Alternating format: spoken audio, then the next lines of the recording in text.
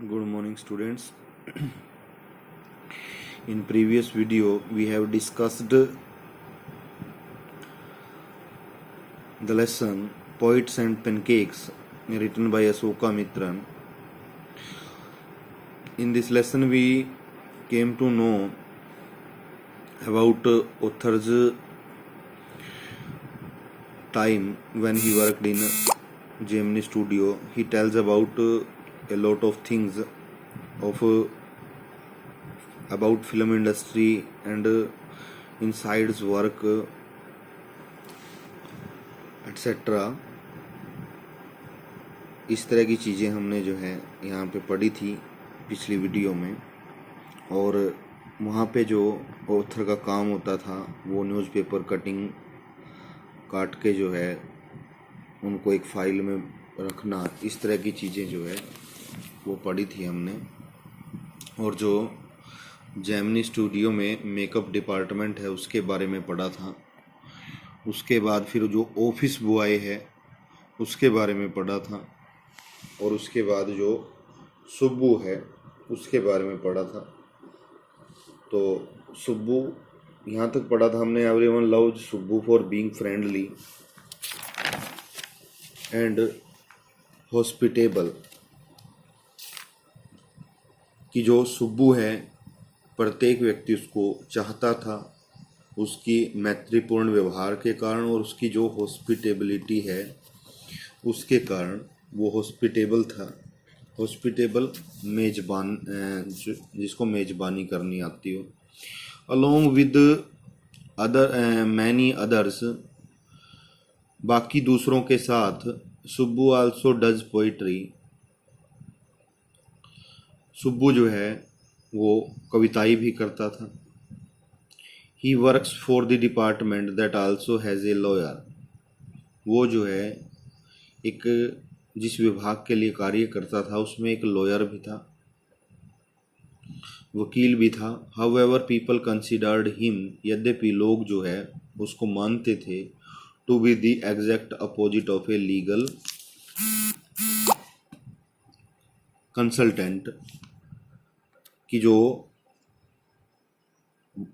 उस Gemini studio के लोग हैं वो वकील को जो है, जो वकील का कार्य होता है लीगल कंसल्टेंट, जो कानूनी सलाहकार का कार्य होता है, उसके विपरीत जो है लोग जेमिनी स्टूडियो के इसको मानते थे।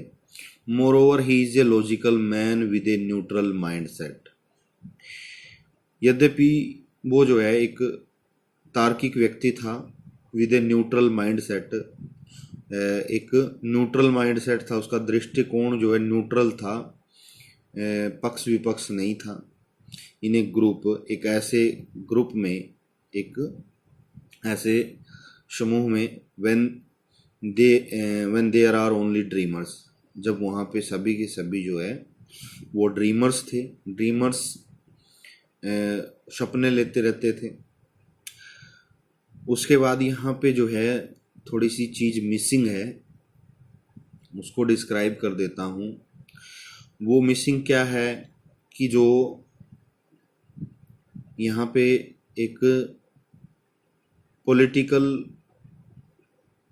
ओवरव्यू को दिखाया गया है। जो जेमिनी स्टूडियो के लोग हैं, जो जेमिनी स्टूडियो के लोग हैं वो गांधीयन फिलॉसफी को जो है फॉलो करते थे, गांधीयन आइडियोलॉजी को फॉलो करते थे, खादी पहनते थे। और जो लॉयर था वो शूट बूट में रहता था, इसी वजह से भी वो उससे चिढ़ते थे। और जो गांधीयन आइडियोलॉजी को फॉलो करते हैं वो कम्युनिस्ट के अगेंस्ट होते हैं। जो कम्युनिस्ट है, कम्युनिज्म है, जो कि कार्ल मार्क्स के द्वारा सिद्धांत दिया गया था। तो ये पॉलिटिकल ओवरव्यू है जेमिनी स्टूडियो का। कई बार क्वेश्चन आ जाता है कि please tell about the political overview of Gemini studio. तो ये पॉलिटिकल ओवरव्यू है, ये यहाँ पे मिसिंग था। After that we learn from how the Gemini studio got the opportunity to host the moral rearmament army. उसके बाद हमें पता चलता है कि जो जेमिनी स्टूडियो है कैसे उसको अवसर मिला, जो मोरल रीआर्मामेंट आर्मी है, ये जो है उन्हीं की तरह, जो जेमिनी स्टूडियो के लोग हैं उन लोगों की तरह ही एक बाहर से आया हुआ जो ग्रुप है प्लेइंग का, या फिर कह सकते हैं फिल्म इंडस्ट्री का, तो उन्हीं की तरह ग्रुप था ये, बाहर से आया हुआ अदर कंट्री से। तो उसकी मेज़बानी करने का जो अवसर है वो जेमिनी स्टूडियो को कैसे मिला। While they have not very complex plots और मैसेजेस, यद्यपि उनके पास जो है कोई ज़्यादा उलझा हुआ जो प्लॉट है, कथानक हैं, वो नहीं होते थे, और मैसेजेस या फिर संदेश भी नहीं होते थे जो कि वो अपने प्ले के द्वारा डिस्क्राइब कर सके, लोगों को बता सकें, मैसेज दे सकें। Their sets and costumes were almost perfect, लेकिन उनका जो मंच होता था और जो पहनावा होता था वो बहुत ज़्यादा परफेक्ट था।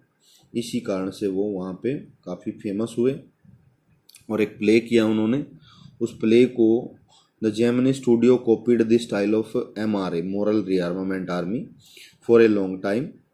तो जो जेमिनी स्टूडियो के लोग हैं उन्होंने उनका जो स्टाइल था, उनकी जो शैली थी मोरल रीआर्मामेंट आर्मी की, उसको काफ़ी लंबे समय तक उसका अनुसरण किया उन्होंने।